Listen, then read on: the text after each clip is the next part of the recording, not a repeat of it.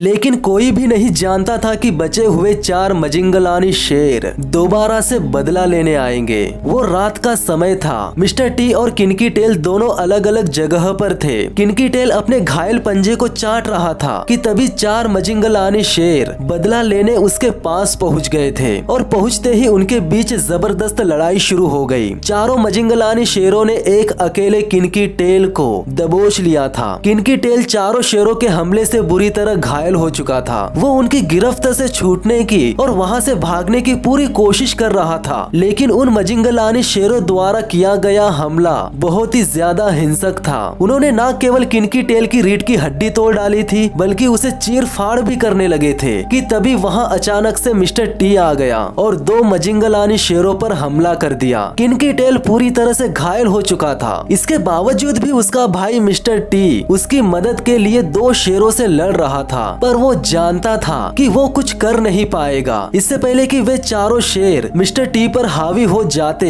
वो वहां से भाग गया। उसके बाद चारों मजिंगलानी शेरों ने किनकी टेल को छोड़ दिया और मिस्टर टी के पीछे भागने लगे। अगर मिस्टर टी पकड़ा जाता तो उसका हाल भी उसके भाई जैसा ही होता। मिस्टर टी तो वहां से भागने में कामयाब हो गया था, पर मजिंगलानी शेर अपना अधूरा काम पूरा करने वापस आ गए थे। किनकी टेल अधमरा पड़ा हुआ था। वो बहुत ही गहरी सांस ले रहा था कि तभी वे चारों आए और इस बार उन्होंने किनकी टेल को जान से मार डाला। पर सबसे हैरान कर देने वाली बात यह थी कि सुबह एक लकड़बग्घा और 2 ब्लैक बैक्ड जैकल ने न केवल किनकी टेल की लाश को खा लिया था, बल्कि एक जैकल तो उस शानदार शेर का अयाल भी लेकर भाग रहा था, जो एक समय एक खूबसूरत और शानदार शेर की शान हुआ करता था। अपने भाई की मौत के बाद जख्मी मिस्टर टी को पश्चिम की ओर जाते हुए देखा गया था। मिस्टर टी मान चुका था कि वो अब कुछ नहीं कर सकता और ना ही वो अकेला उस इलाके की हिफाजत कर सकता था। मिस्टर टी ने सोच लिया था कि वो अपने पुराने गठबंधन यानी उसके भाइयों के पास लौट जाएगा। मखुलू और बाकी शेर बाप बन चुके थे और उन्हें अपने बच्चों की हिफाजत करनी थी। मखुलू इस बात को बहुत ही अच्छे से जानता था कि अगर कोई बाहरी शेर उसके इलाके में आ गया तो उसका अंजाम क्या होगा। भले ही मिस्टर टी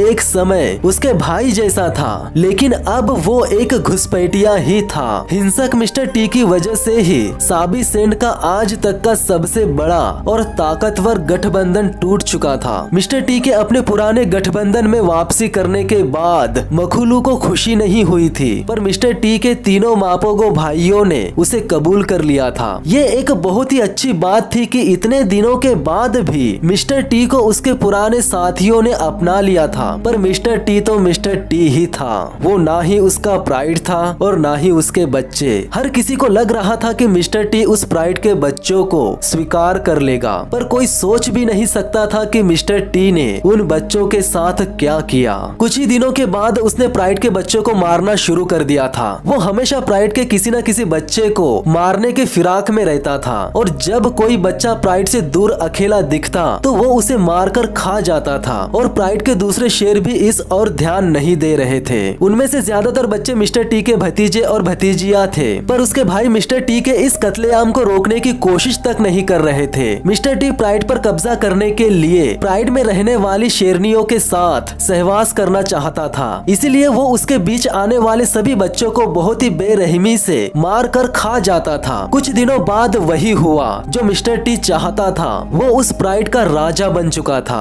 अगले 2 सालों में मजिंगलानी शेरों ने मापोगो के लगभग सभी इलाके पर कब्जा कर लिया था और मिस्टर टी और किनकी टेल के न केवल सभी इलाके और प्राइड पर कब्जा कर लिया था, बल्कि उनके सारे बच्चों को मार भी डाला था। उसके बाद कई दिनों तक युद्ध विराम रहा। प्रीटी बॉय और रास्टा गायब हो चुके थे। हर किसी को यही लग रहा था कि उन दोनों को मजिंगलानी शेरों ने मार डाला था। एक समय था जब मापोगो गठबंधन का पूरे साबी सेंड पर राज था, लेकिन अब उनका अस्तित्व मिटता नजर आ रहा था। किनकी टेल पहले ही मारा जा चुका था। प्रीटी बॉय और रास्टा गायब थे। अब बचे थे सिर्फ मखुलू, स्कार और मिस्टर टी। मिस्टर टी 10 साल का था, स्कार 12 साल और मखुलू 14 साल का था। उनकी उम्र बढ़ रही थी। विरोधी शेरों का दबदबा बढ़ रहा था। ऐसे में उनका अंत भी करीब ही लग रहा था। 16 मार्च सन 2012 को 5 शेरों का और एक गठबंधन दक्षिण से मापोगो बंधुओं के इलाके में आ गया। उस गठबंधन का नाम था सिलाटिस। सिलाटिस मापोगो बंधुओं के इलाके में घुसते ही उनके पीछे पड़ गए थे। वे पांचों शेर युवा और दमखम वाले थे। उन्होंने एक मापोगो को बाकी सभी से अलग कर दिया था और वो मापोगो कोई और नहीं बल्कि मिस्टर टी ही था। मिस्टर टी को अपने इलाके की हिफाजत करने के लिए उन शेरों का सामना करना ही पड़ा। इस लड़ाई में मिस्टर टी का जीत पाना या उन शेरों से बच पाना मुश्किल था, क्योंकि जिस तरह से उन्होंने मिस्टर टी पर हमला किया था उससे तो यही लग रहा था कि मिस्टर टी जिंदा नहीं बच पाएगा। उसकी रीढ़ की हड्डी पर बहुत ही गहरा जख्म लगा था और उसकी पिछली टांगे किसी काम की ही नहीं बची थी। चारों शेर बड़ी रणनीति के साथ मिस्टर टी को मारने की कोशिश कर रहे थे, फिर उसे अधमरा छोड़कर चले गए। उसके बाद वे वापस आए और फिर उन्होंने खूनी खेल शुरू कर दिया। मिस्टर टी अपनी जान बचाने के लिए उनसे लड़ने की कोशिश कर रहा था, पर उसका पिछला हिस्सा पूरी तरह से अपाहिज हो गया था। इसके बावजूद भी वो जिस तरह से उनका सामना कर रहा था, जिस तरह से अपने आप को बचाने की कोशिश कर रहा था, इससे पता चलता है कि वो कितना शानदार शेर था। मिस्टर टी को मारने के बाद सिलाटिस के शेरों ने ऐलान कर दिया था कि अब उन्होंने मिस्टर टी के इलाके पर कब्जा कर लिया था और वो बन चुके थे उस इलाके के राजा। मापोगो बंधुओं की कहानी का अंत इतना खतरनाक होगा किसी ने सोचा नहीं था। मापोगो बंधुओं ने 6 साल तक साबी सैंड पर राज किया था और इतनी मारकाट खून खराबा इसके पहले किसी ने नहीं देखा था जितना कि उनके दौर में देखने को मिला था। पर अफसोस कि उनका अंत भी उतना ही हिंसक तरीके से हुआ।